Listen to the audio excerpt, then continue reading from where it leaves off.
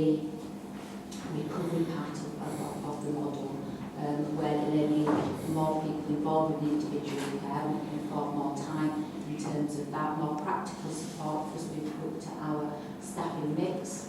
And then when people go into the review element, it's like a stepped approach to their recovery. Again, we're aligning our staff resources and skills with that person's level of need.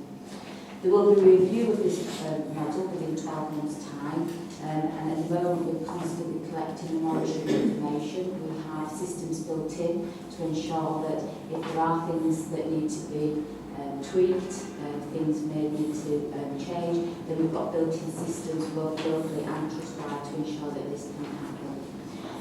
And we did have feedback around the consultation, which is detailed in there, and I know we've got previously.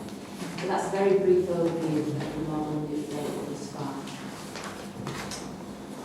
Thank you very much. Do you have some questions? Sure. Just jump in first and so on. Just simple, how do you measure recovery? What system is it for actually measuring recovery?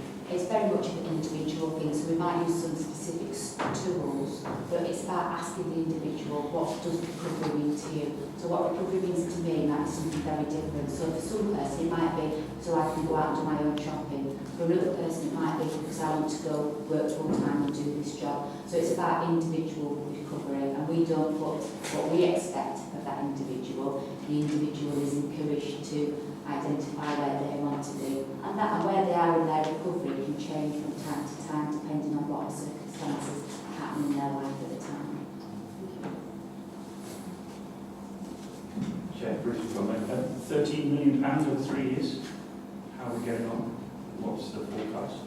In terms of savings? In savings, 900k, but that's just about the community services improvement programme. It's a wider agenda in terms of what CWP are working towards around the efficiency savings at the moment.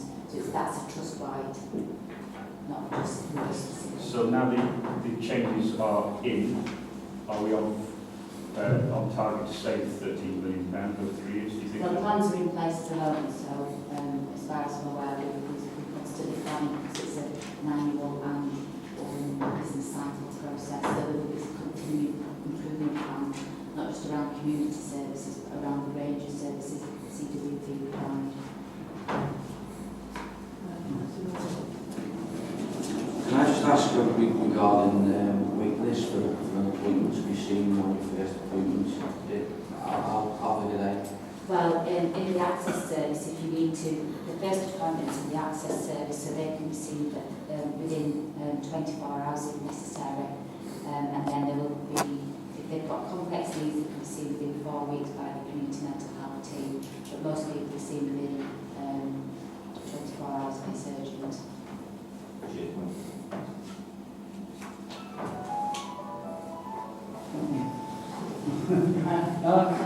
Thanks for the presentation. Can I just ask you, the community mental health teams continue to operate with the care programme approach? Is that, does outreach teams operate within that service? It's a national framework for the care programme approach around supporting people with severe mental illness. So that's the framework that we're working within. It's the Department of Health framework. And in terms of outreach, we have an assertive outreach element of our services. So for those people who don't necessarily engage very well with services, then we would have more of an assertive approach to working with those individuals and their carers and families. Because where you get mental health patients that are not inclined to take their medication, that's where the outreach teams come into their own, isn't it? Yes. Yeah, thank you very much.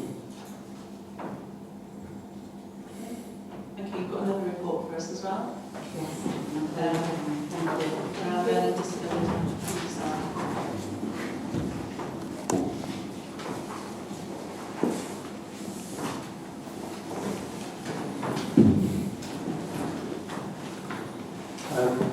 My name is Mahesh. I'm the Clinical Director for Wellbeing Civil Services, and we have a presentation, but I'll go through that very briefly, and we have obviously given a paper as well on the design proposal.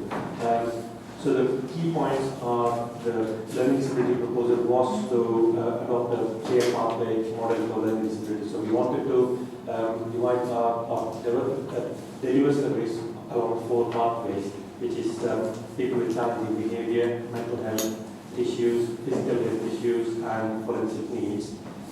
We also, on the back of Lincoln new recommendation, we wanted to reduce the reliance on inpatient